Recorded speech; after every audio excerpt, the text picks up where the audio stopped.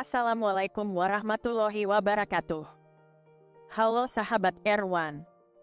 Semoga kita semua dalam keadaan sehat walafiat. Kuliah kali ini akan menjelaskan tentang budaya organisasi dan kepemimpinan. Selamat mengikuti. Kuliah kali ini diawali dengan pertanyaan-pertanyaan berikut. Mengapa ada orang dalam organisasi kehilangan semangat, tidak bergairah, demotivasi akhirnya tidak mampu menunjukkan kinerja optimalnya? Mengapa dalam organisasi ada orang-orang yang menolak perubahan? Pertanyaan ketiga, mengapa korupsi berulang terjadi dalam suatu organisasi, padahal sudah banyak orang dalam organisasi yang sama maupun di luar organisasi yang tertangkap, namun korupsi terus terjadi? Pertanyaan berikutnya, mengapa dalam organisasi ada perilaku orang-orang yang suka menjilat atasan? Mereka demi menjilat atasan melakukan atasan sebagai tokoh sempurna, seolah tidak pernah salah. Anehnya atasan senang diperlakukan seperti itu. Sehingga orang-orang yang bukan penjilat atasan, sekalipun berprestasi, diperlakukan tidak sama dengan para penjilat. Akibatnya terjadi kubu-kubu dalam organisasi. Dari pertanyaan-pertanyaan tersebut, pokok bahasan kali ini adalah tentang budaya organisasi dan kepemimpinan. Sampai sejauh mana budaya organisasi diterapkan dalam organisasi dan sampai sejauh mana peran pemimpin dalam membangun dan mengimplementasikan budaya organisasi. Sebelum menjelaskan budaya organisasi terlebih dahulu akan dijelaskan pengertian budaya.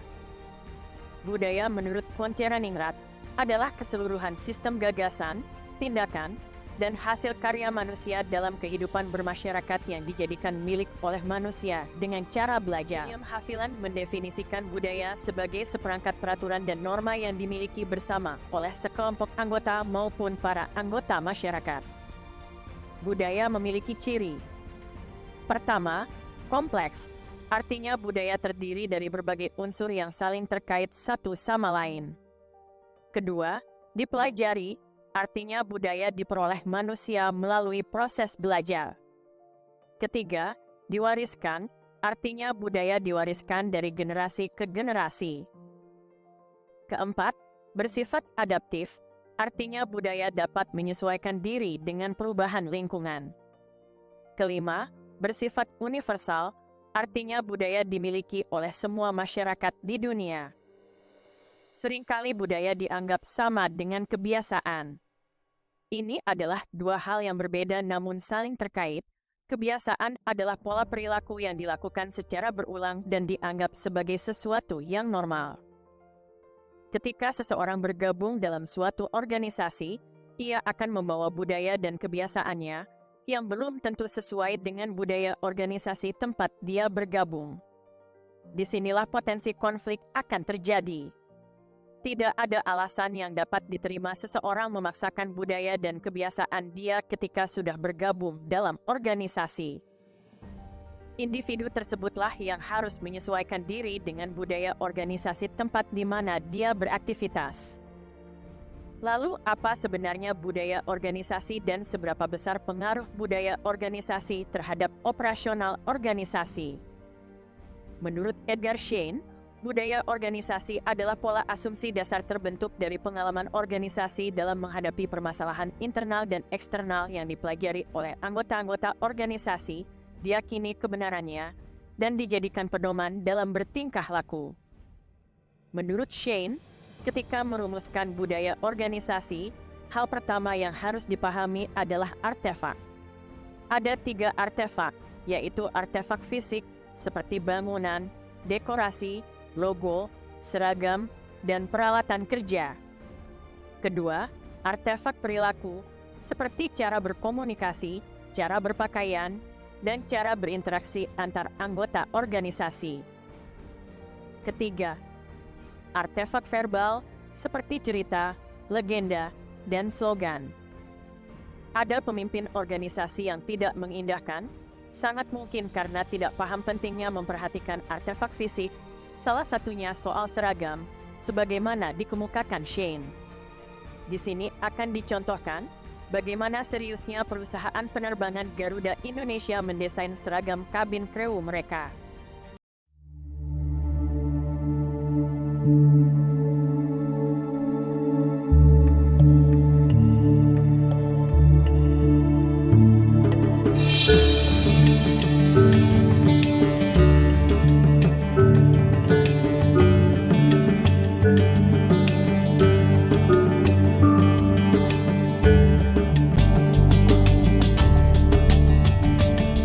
Garuda di sini ini kita ingin menjadi semacam alat untuk mengekspos apa yang terbaik dari negeri ini.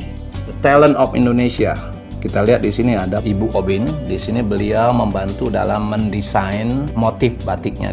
Kemudian Pak Ted Sulisto untuk seragam pria, jasnya, warnanya, kombinasinya. Kemudian Ibu Irma Hardi Surya dalam perpaduan warnanya.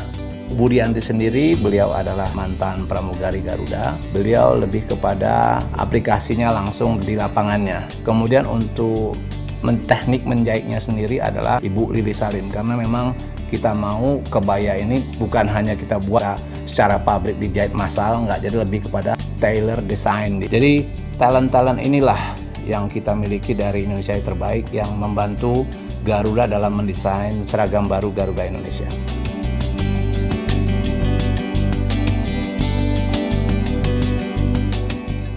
Pembuatan seragam ini dimulai dari tahun lalu, bulan Juni, ketika Garuda mempunyai pesawat yang baru. Kemudian juga kita meluncurkan The Garuda Experience.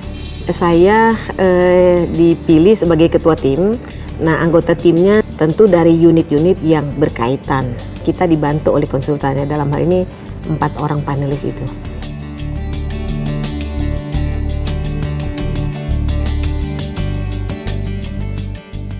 Konsep seragam secara umum itu harus memenuhi aspek fungsi, harus nyaman dikenakan dan aman.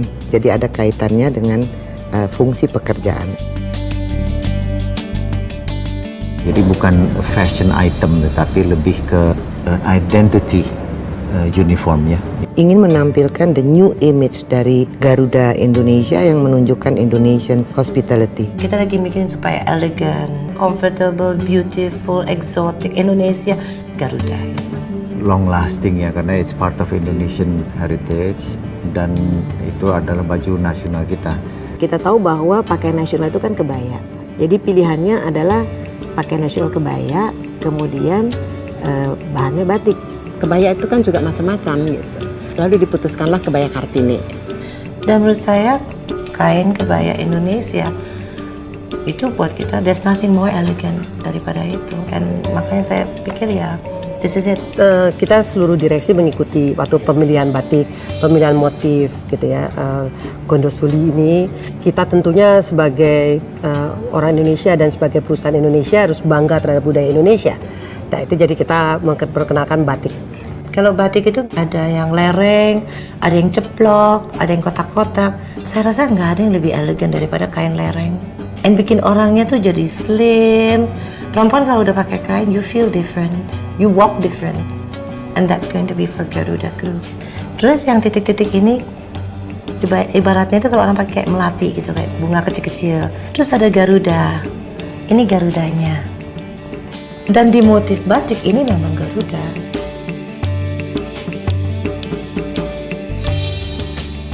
Saya sarankan beberapa skema warna, Tosca, orange, dan biru.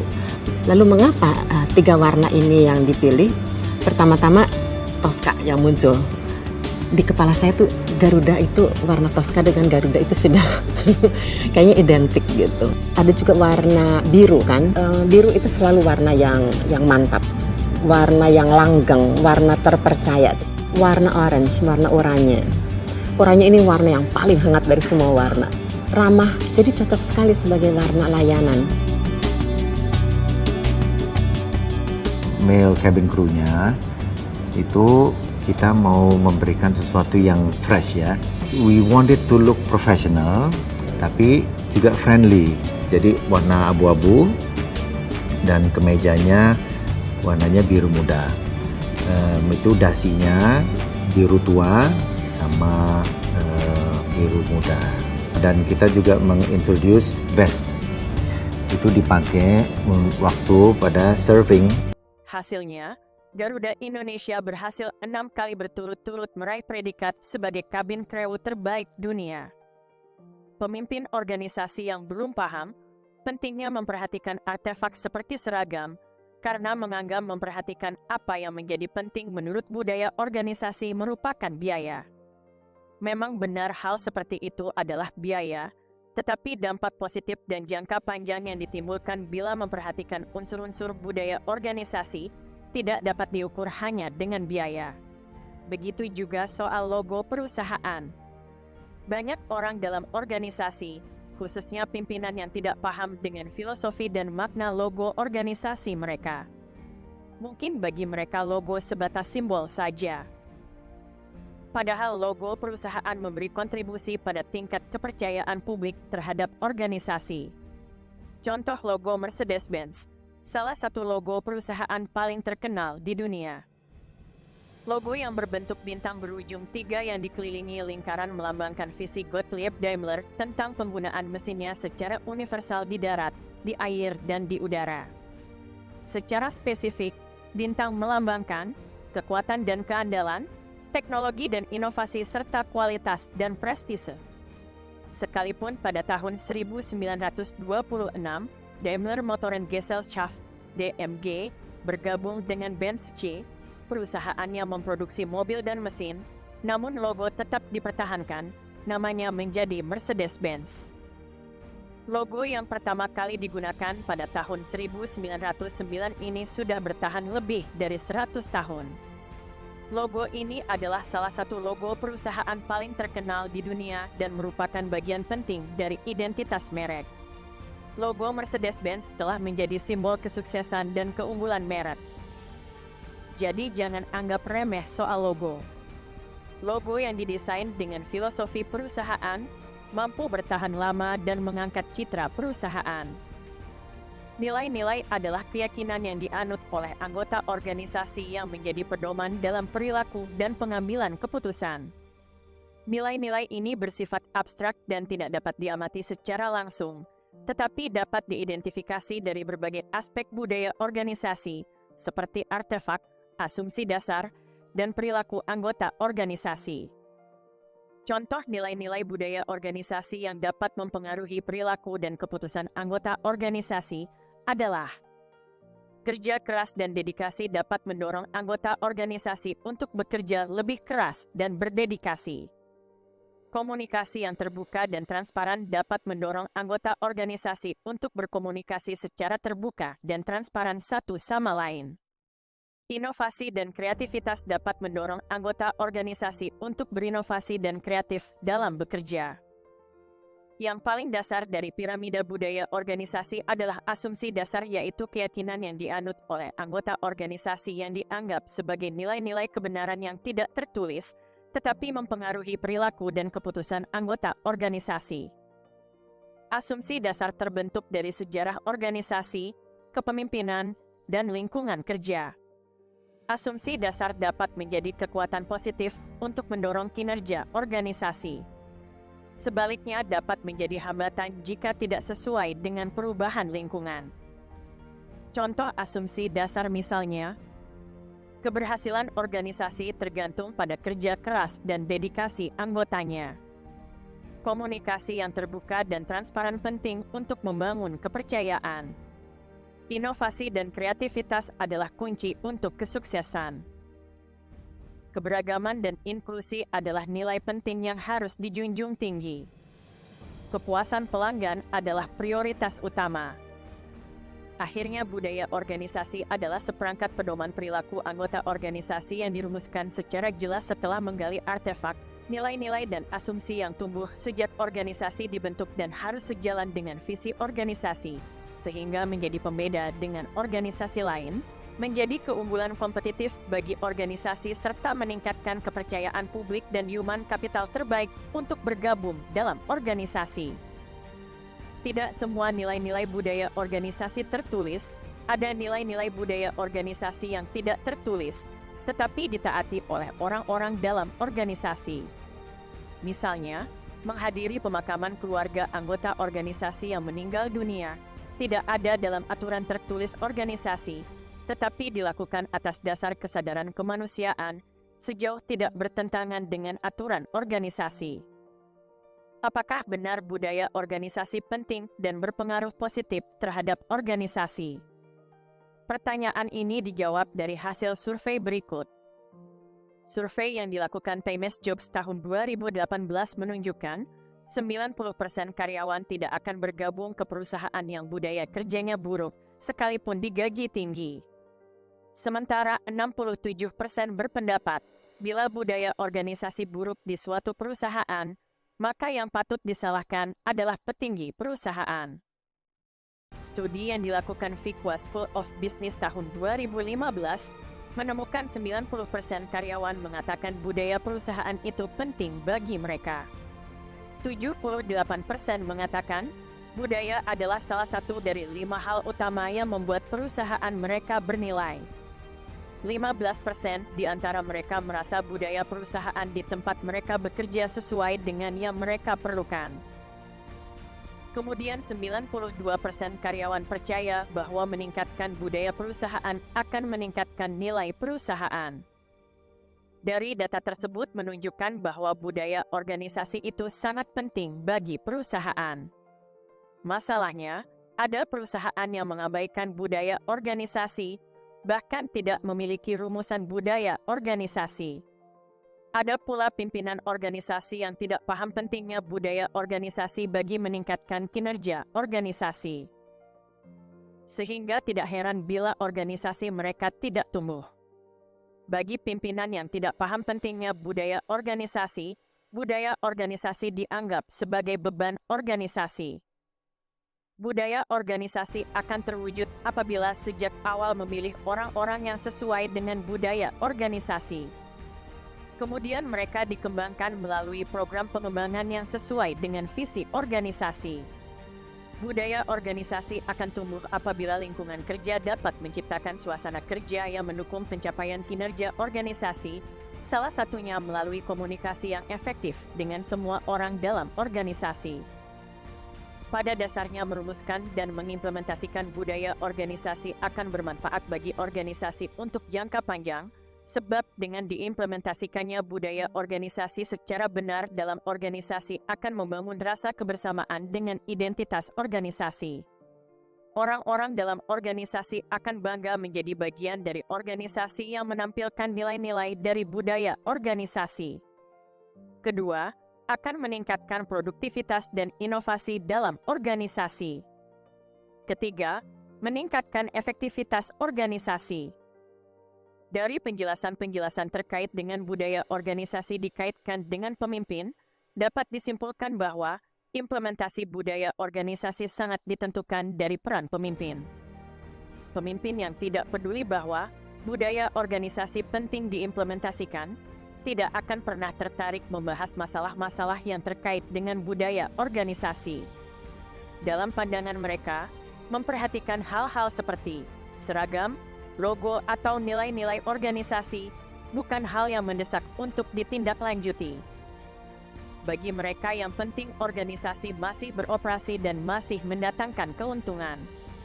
Inilah yang menyebabkan sebagian orang dalam organisasi yang ingin bekerja sungguh-sungguh menjadi tidak bergairah bekerja. Perilaku korup sulit dicegah, karena tidak ada nilai-nilai yang menjadi pegangan bagi orang-orang dalam organisasi. Perilaku menjilat atasan dianggap sebagai sesuatu yang biasa. Orang-orang yang tidak menjilat dianggap sebagai barisan sakit hati. Bagi mereka yang penting organisasi masih beroperasi dan sejauh masih mendatangkan keuntungan, berarti perusahaan masih dianggap berkinerja baik. Bagaimana pandangan Islam tentang tanggung jawab pemimpin?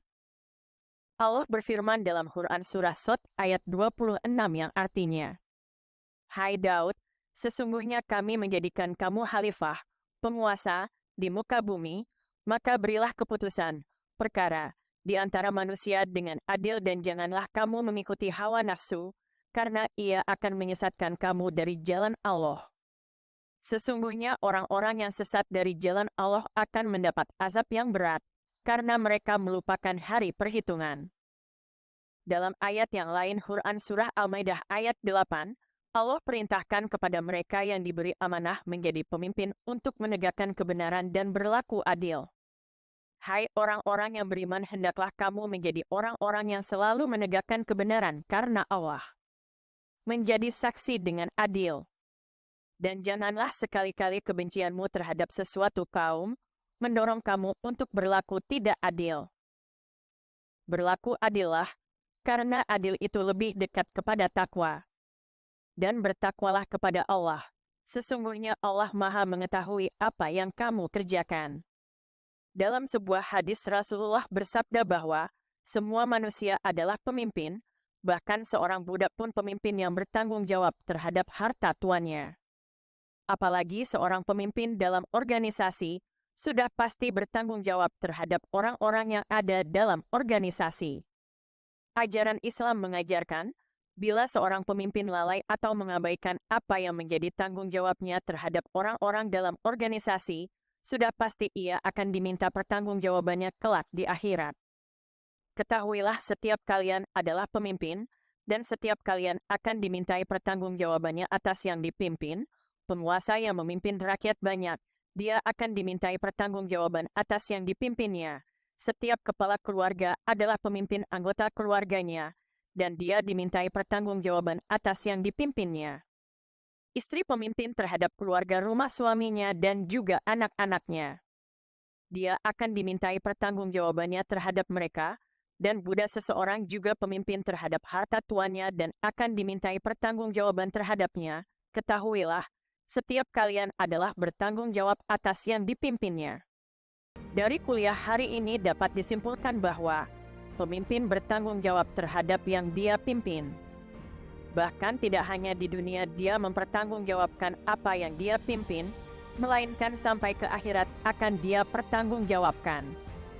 Dengan demikian pemimpin organisasi harus benar-benar menjalankan amanah selama ia menjadi pemimpin organisasi. Sekian kuliah hari ini, terima kasih Anda telah mengikuti kuliah ini.